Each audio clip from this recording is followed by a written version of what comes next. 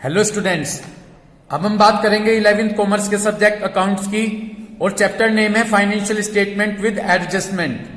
हमने previous video में question number 2 discuss किया था आपसे। आज हम वो क्वेश्चन नंबर जो 2 बाकी बचा है उसे हम आपके साथ डिस्कस करेंगे, ठीक है ना। तो क्वेश्चन नंबर 2 हमने प्रीवियस वीडियो में जहां तक कंप्लीट कर लिया था, हमने अपने सारे एडजस्टमेंट कर लिए थे। उसके बाद ट्रायल बैलेंस पर जब हम आ रहे थे इंसिडेंटल ट्रेड एक्सपेंसेस तक हमने अपने सारे ट्रांजैक्शन कंप्लीट कर लिए थे। अब हम बात करेंगे इंसिडेंटल ट्रेड एक्सपेंसेस के बाद के ट्रांजैक्शन पर, जिसमें नेक्स्ट ट्रांजैक्शन है इंश्योरेंस। देखिए इंश्योरेंस है, इंश्योरेंस एक एक्सपेंसेस होगा जो कि P&L के डेबिट में आएगा। तो हम P&L के डेबिट में जाकर यहां पर लिख देते हैं टू इंश्योरेंस। क्या लिख देंगे? To insurance. इतनी बात क्लियर हो गई। कितना दिया गया है इंश्योरेंस? 1850 रुपीज। तो ये इंश्योरेंस P&L से रिलेटेड एक्सपेंसेस है, जाकर हमने इसे P&L के डेबिट में शो कर दिया। इतनी बात आपके क्लियर हो गई। इसके बाद अब हम क्या करेंगे, नेक्स्ट ट्रांजैक्शन देखेंगे। नेक्स्ट ट्रांजैक्शन हमें क्या दिया गया है? नेक्स्ट ट्रांजैक्शन हमें दिया गया है ऑडिट फीस। देखिए जो ऑडिट फीस होगा ये P&L से रिलेटेड एक्सपेंसेस है। तो हमने P&L के डेबिट साइड में जाकर यहां पर लिख दिया टू ऑडिट फीस। कितनी दी गई है ऑडिट फीस? ऑडिट फीस दी गई है 800 रुपीज। यहां तक कोई प्रॉब्लम? ओके। उसके बाद ऑडिट फीस के बाद हमें यहां पर दिया गया है कमीशन रिसीव, जो हो चुका है, ये हमने शो कर दिया कमीशन रिसीव। उसके बाद हमें दिया गया है इंटरेस्ट, ये लिख दिया हमने, इंटरेस्ट हो चुका है।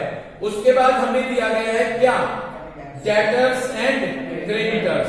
देखिए डेटर्स तो हमारे लिए असेट्स होती है। ओके, डेटर्स हमारे लिए क्या है? असेट्स। तो मैंने यहां पर जाकर असेट्स में लिख लिया डेटर्स। ओके, कितने डेटर्स दिए गए हैं?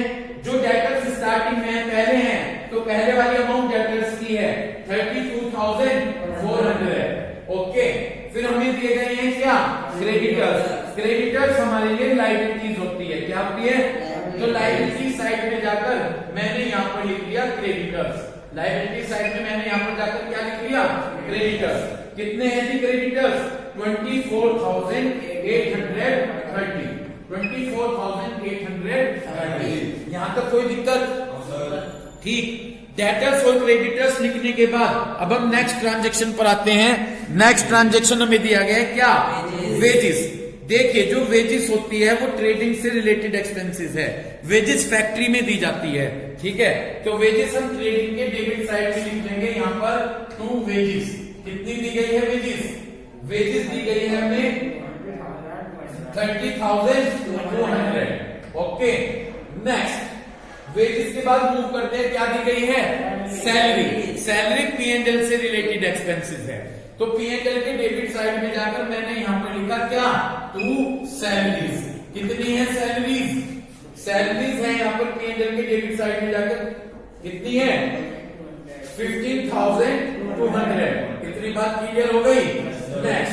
नेक्स्ट उसके बाद सैलरी के बाद क्या दी गई है? कैपिटल। कैपिटल देखो यहां पर है एज इट इज, है क्या? यहां पर कोई दिक्कत? लिख चुके हैं हम। कैपिटल के बाद ड्रॉइंग लिख चुके हैं। जो लिख चुके हैं आइटम उनको छोड़ते जाइए। ड्रॉइंग्स के बाद क्या है? इनकम टैक्स लिख चुके हैं, ये रहा। उसके बाद इन्वेस्टमेंट। इन्वेस्टमेंट हमारे लिए असेट्स है। क्या है जी? ठीक, बिल्कुल। असेट्स में जाकर यहां पर लिख दीजिए इन्वेस्टमेंट। ओके, कितनी है यहां पर इन्वेस्टमेंट? इन्वेस्टमेंट कितना है जी? 8,000।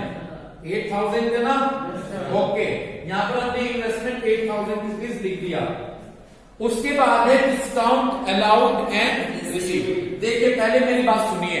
डिस्काउंट अलाउड का मतलब डिस्काउंट दी। अगर मैं डिस्काउंट दे रहा हूं तो मेरे लिए लॉस है, एक्सपेंसेस है, P&L के डेबिट में लिखेंगे। और डिस्काउंट रिसीव, अगर मैंने डिस्काउंट रिसीव करी तो मेरे लिए इनकम है, P&L के क्रेडिट में लिखेंगे। ओके, क्या दिया गया सबसे पहले? Discount allowed. तो भाई डिस्काउंट अलाउड P&L के डेबिट साइड में आ जाएगा।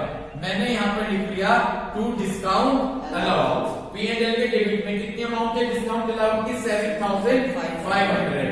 फिर उसके बाद है डिस्काउंट रिसीव।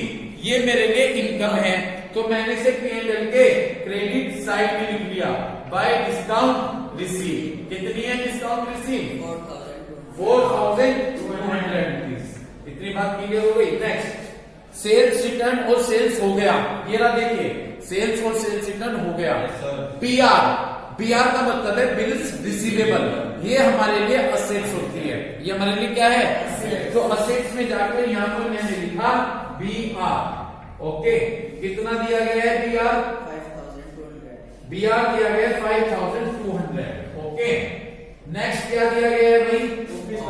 हो गया, ये रहा फर्नीचर। नेक्स्ट रेंट हो गया, ये रहा रेंट यहाँ पर, ये रहा। एक नेक्स्ट जो हो गया उसे छोड़ दीजिए। नेक्स्ट क्या है? कैश इन हैंड और बैंक बैलेंस। एक बात कहूंगा, कैश इन हैंड तो डेबिट में, बैंक बैलेंस यदि डेबिट में लिखा है तो ये हमारे लिए असेट्स है, और यदि बैंक बैलेंस क्रेडिट में लिखा है तो लायबिलिटीज है। ठीक है, यदि बैंक बैलेंस डेबिट में है तो हमारे लिए असेट्स है, और यदि बैंक बैलेंस क्रेडिट में लिखा है लायबिलिटीज है। यहाँ पर क्या लिखा है? कैश इन हैंड, तो ये हमारे लिए असेट्स है, तो मैंने यहाँ पर असेट्स में जाकर लिखा कैश इन हैंड। कितना है cash in hand? 5,080 rupees. Okay, उसके बाद बैंक बैलेंस भी डेबिट में है तो ये हमारे लिए असेट्स है, तो ये भी मैंने डेबिट में लिख दिया, असेट्स में लिख दिया 7,600। सारे ट्रांजैक्शन कंप्लीट। एक रह गया क्लोजिंग स्टॉक, हमने केवल यहाँ पर लिखा था, असेट्स में भी लिख देते हैं जाकर क्लोजिंग स्टॉक। ठीक है, असेट्स में भी जाकर लिख दिया मैंने क्लोजिंग स्टॉक। कितना है भाई? क्लोजिंग स्टॉक हो गया 70,000 रुपीज। कोई प्रॉब्लम? बस अब इसके बाद आपने क्या करना है? इनका टोटल लगाना है। करूं एक क्वेश्चन का टोटल? कहते हो तो एक समझाऊं? ठीक है, देख लीजिए, अगर आपकी इच्छा हो तो, नहीं आगे चलूं मैं। अगर आप कहते हो कि एक क्वेश्चन का करके दिखा दो तो चलो कर लेते हैं एक बार। ठीक है, जब मैं इसका टोटल करूंगा तो इस क्वेश्चन में ग्रोस प्रॉफिट आएगा, नीचे से पता चल गया मुझे आंसर से देख के। ठीक है, ग्रोस प्रॉफिट कब आता है? जब क्रेडिट साइड का टोटल ज्यादा होगा और डेबिट साइड का टोटल कम होगा। यदि डेबिट साइड का टोटल ज्यादा है और उधर का कम है तो यहाँ पर ग्रोस लॉस आएगा, लेकिन यदि क्रेडिट साइड का टोटल ज्यादा है और डेबिट साइड का कम है तो यहाँ पर क्या बचेगा? ग्रोस प्रॉफिट बचेगा। ओके, तो मैंने यहाँ पर लिखा to gross profit carried down, to gross profit carried down. देखेगा, अब मैं इसका टोटल लगाऊंगा। यदि मैं 3,11 और 70, 3,81,000 आ गए। कितने आ गए भाई? 3,81,000। थोड़ा सा यहाँ पर स्पेस ध्यान नहीं किया मैंने। वेजेस 30,200 ही थी, एक बार चेक करना। ठीक है, ये टोटल हो गया 3,81,000। क्लियर है? मैंने यहाँ पर कैलकुलेशन के लिए 3,81,000 लिख लिए। अब इनका टोटल बाय, ये तो हो गया 224, 3254, 255, 2,77,300 रुपीज आ गए। ठीक है, इधर का टोटल कितना आया? 2,77,300 रुपीज आ गया। ठीक है जी, इतनी बात आपकी क्लियर हो गई? ठीक है, देखते हैं 007, यहाँ पर 3 बच गए, यहाँ पर बच गए, समझाइए। यहाँ पर तो 0 हो गया भाई, 77, 78 हो गया। ठीक है, 1,03,700 रुपए बच गए सीधे से। कितने बच गए? 1,03,700। कैसे? ये मान लीजिए यहाँ पर 278 है, 278 है तो 1,03,000 तो 1 हो गए और 700 ये हो गए, तो 1,03,700 रुपीज हमारा यहाँ पर ग्रोस प्रॉफिट बच गया। समझ गए कैसे आया? इधर का टोटल लगाया, इधर का टोटल 3,81,000 थे, इनमें से माइनस कर दिए तो मेरा ग्रोस प्रॉफिट आ गया 1,03,700। कोई प्रॉब्लम? अब इस ग्रोस प्रॉफिट, ये तो ट्रेडिंग अकाउंट हो गया, ये मेरा P&L है। अब इस ग्रोस प्रॉफिट को आगे लेकर आया, by gross profit brought down, by gross profit brought down. ठीक है जी, 1,03,700। कोई दिक्कत? कोई प्रॉब्लम? अब क्या करूंगा? अब इस क्वेश्चन में हमारा नेट प्रॉफिट ही बचेगा, तो हम इधर का नेट प्रॉफिट कब बचेगा? जब क्रेडिट साइड का टोटल ज्यादा होगा और डेबिट साइड का टोटल कम होगा। तो यहाँ पर मैंने लिख लिया to net profit transfer to capital account, to net profit transfer to capital account. ये कैसे आएगा सुनिएगा, मैं इधर का टोटल लगा देता हूं, इसमें से ये माइनस कर देंगे। ओके, देखिएगा यहाँ पर 1,03,700 है, इसमें 500 ऐड किए, 1,04,200, 1,07,400, 1,09,400, 1,09,800, 1,11,800, 1,11,800, 1,12, 1,16,000 आ गया। कितना टोटल आया? 1,16,000।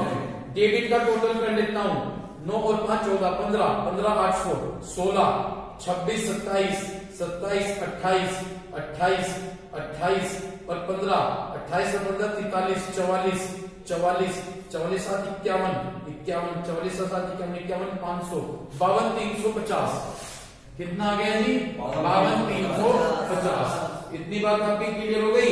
ठीक है जी। अब देखते हैं, यहां से मैं 53 मान लेता हूं, 47 और 16 63, 63,650, बिल्कुल 63,650 बचा। देखो कैसे किया मैंने, ये मैंने 53 मान लिया, ठीक है 53 मान लिया, 53,000 है, तो 1 लाख में से 53 गए, 47 तो ही हो गए, 47 और 16 ही हो गए, 47 और 16 63,000, और 63,000 यहाँ 650 रुपए यहाँ थे, 63,650 रुपए हो गए। इतनी बात क्लियर हो गई? तो ये मेरे लिए क्या बचा? Net profit. तो नेट प्रॉफिट मैंने यहाँ पर लिखा 63,650। यहां तक किसी को कोई दिक्कत हो तो बता दीजिए।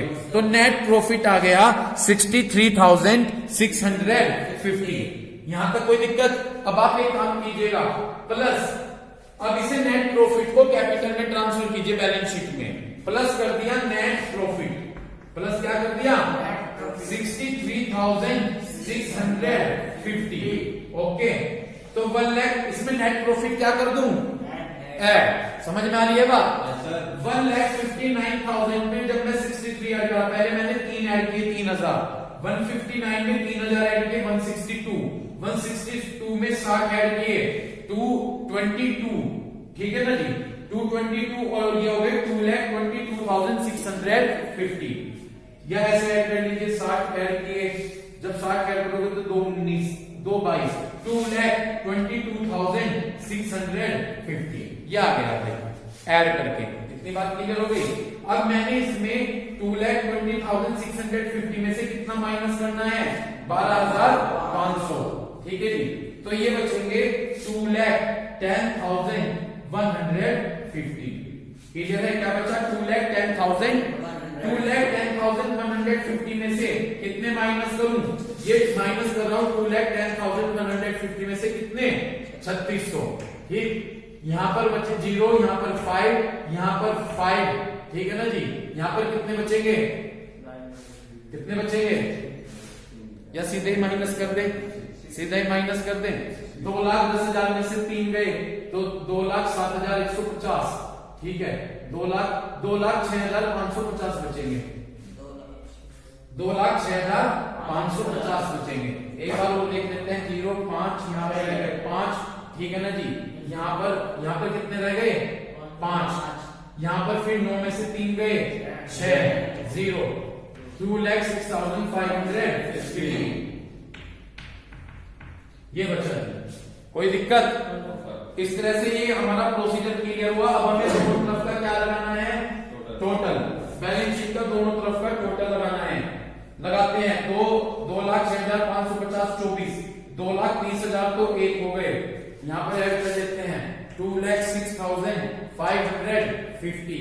इसमें हमने ऐड किया 200 और ऐड किया 24,830, ठीक है जी। जब हम ऐड करेंगे 0, 8, 5, 1, ठीक है ना जी, 3, ये याद आएगा 2,31,580, 2,31,580। ठीक, इधर कभी जब टोटल करेंगे तो यही आ जाएगा 2,31,580। आपको बता दूं बैलेंस शीट में जो असेट्स का टोटल होता है वो किसके बराबर होगा? लायबिलिटीज के। तो यदि असेट्स और लायबिलिटीज का टोटल इक्वल आ गया तो ये कंफर्म है कि हमने क्वेश्चन बिल्कुल सही किया है। इतनी बात आपके क्लियर हो गई? ठीक है जी। अब मैं आपको इसमें क्या करूंगा, सबसे पहले ये क्वेश्चन आपके समझ में आया? ठीक, ये क्वेश्चन करने के बाद अब आप एडजस्टमेंट समझिए, जो बाकी एडजस्टमेंट थे। अपनी बुक खोल लीजिए, बुक में मैं बताऊंगा, टेबल दी हुई है, जहां तक खोले थे आपने एडजस्टमेंट, क्योंकि बोर्ड पर स्पेस नहीं है तो अब मैं वहां पर एडजस्टमेंट आपको वहीं सिखाऊंगा, ठीक है। सबसे पहले आप 13 एडजस्टमेंट पर आ जाइए, जो बोर्ड पर एडजस्टमेंट सिखाने का है उसे बोर्ड पर ही सिखाऊंगा। 13 एडजस्टमेंट पर आ जाइए, आगे 13 एडजस्टमेंट पर, ठीक। एक पेज दो छोटा सा, आप अगर मिल सकता है तो पेज दो छोटा सा। हम इसके बाद एडजस्टमेंट करेंगे। एडजस्टमेंट समझ रहे हैं। सबसे पहले मैं आपको एक एडजस्टमेंट डिफिकल्ट वाला ही क्लियर करता हूं, देखिएगा मुझे उस एडजस्टमेंट को समझाते हुए।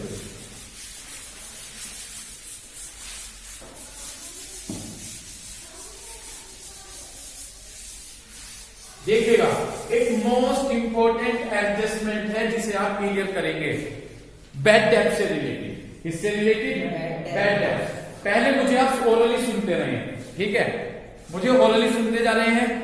यदि आपको बेड डेप्थ ट्रायल बैलेंस में दिया है, कहां दिया है बेड डेप्थ? यदि आपको बेड डेप्थ ट्रायल बैलेंस में दिया गया है, ठीक है, मैं बात कर रहा हूं, वो पेज कहां रखा हुआ है, पेज वो, ठीक है, मैं इरेज करता रहूंगा, इसका ट्रीटमेंट बताता रहूंगा। यदि बेड डेप्थ हमें एक तो ट्रायल बैलेंस में दिया गया है, ओके, एक प्रोविजन फॉर बेड डेप्थ भी, प्रोविजन फॉर बेड डेप्थ भी ट्रायल बैलेंस में दिया गया है, ओके। ये तो दो चीज कहां पर मिलेंगी? ट्रायल बैलेंस में। क्या क्या? बेड डेप्थ और प्रोविजन फॉर बेड डेप्थ, ठीक है भाई। इसके अलावा एडजस्टमेंट में भी आपको फर्दर बेड डेप्थ दिए गए होंगे और न्यू प्रोविजन दिए गए होंगे। क्या दिए गए होंगे? New provision for bed depth, for bed depth. इतनी बात आपकी क्लियर हो गई क्या? तो अगर आपको ट्रायल बैलेंस में क्या दिया गया है? बेड डेप्थ और प्रोविजन फॉर बेड डेप्थ, और यदि आपको एडजस्टमेंट में क्या दिए गए हैं? फर्दर बेड डेप्थ और new provision for bed depth, ये दिया गया है। ये एडजस्टमेंट की बात कर रहा हूं, ये तो आपको बेसिकली मिलेगा ही, ठीक है ना। एडजस्टमेंट में क्या मिलेगा? फर्दर बेड डेप्थ और new provision for bed depth. इतनी बात क्लियर हो गई। यदि आपको ये इंफॉर्मेशन मिली होंगी तो सबसे पहले आप क्या कीजिएगा? बैलेंस शीट में आइएगा। किस पर आइएगा? बैलेंस शीट में, ओके। सबसे पहले आप बैलेंस शीट में आइएगा, समझ रहे हैं। मेरे पास स्पेस कम है, उस हिसाब से मैं छोटा छोटा लिखकर बताऊंगा। आप बैलेंस शीट पर आइएगा। बैलेंस शीट में आकर आप सबसे पहले डेटर्स असेट्स में लिखिएगा। कहां पर लिखिएगा? असेट्स में। क्या लिखिए? डेटर्स। देखो मैं दोबारा से रिपीट कर रहा हूं, ट्रायल बैलेंस में तो क्या मिलेगा? और प्रोविजन फॉर, और एडजस्टमेंट में आपको क्या मिलेगा? फर्दर बेड डेप्थ और new provision for bed depth. समझ गए? ठीक। अगर ये एडजस्टमेंट में ये है, अब आपको इन पर नहीं फोकस करना, बल्कि किस पर फोकस करना है? एडजस्टमेंट, फर्दर बेड डेप्थ और new provision for bed depth. तो आप कैसे करोगे? बैलेंस शीट पर आइएगा। सबसे पहले जितने डेटर्स होंगे लिख लीजिएगा, उसमें से माइनस कर दीजिएगा फर्दर बेड डेप्थ। क्या माइनस कर दीजिएगा? जो घटके बचेंगे उनमें से माइनस कर दीजिएगा ये न्यू प्रोविजन। क्या माइनस करोगे? न्यू प्रोविजन, ओके, ठीक है जी। जो घटकर बचेगा, यहां तक पहले समझ में आ गई बात। तो सबसे पहले कहां जाओगे? Balance sheet. माइंड में सेट कर लो अपने, सबसे पहले कहां जाओगे? मुझे बार बार बताने की जरूरत ना पड़े। सबसे पहले बैलेंस शीट में जाओगे, क्या लिखोगे? डेटर्स। उसके बाद इसका नंबर है, होगा तो माइनस कर देना, नहीं होगा तो छोड़ देना। क्या चीज? Further bed depth. तो पहले डेटर्स में जाके फर्दर बेड डेप्थ माइनस कीजिएगा। उसके बाद जो घटकर बचेगा उसमें से क्या माइनस कीजिएगा? न्यू प्रोविजन माइनस कीजिएगा। समझ गए? समझ गए? उल्टा सीधा मत लिखिएगा, पहले स्टेप बाय स्टेप। पहले बैलेंस शीट में जाकर डेटर्स लिखेंगे, फिर फर्दर बेड डेप्थ माइनस करेंगे, फिर जो बचेगा उसमें से प्रोविजन माइनस करेंगे। और कभी कभी, हर बार नहीं, कभी कभी क्वेश्चन में ये दिया होगा डिस्काउंट ऑन डेटर्स। कहां मिलेगा वो?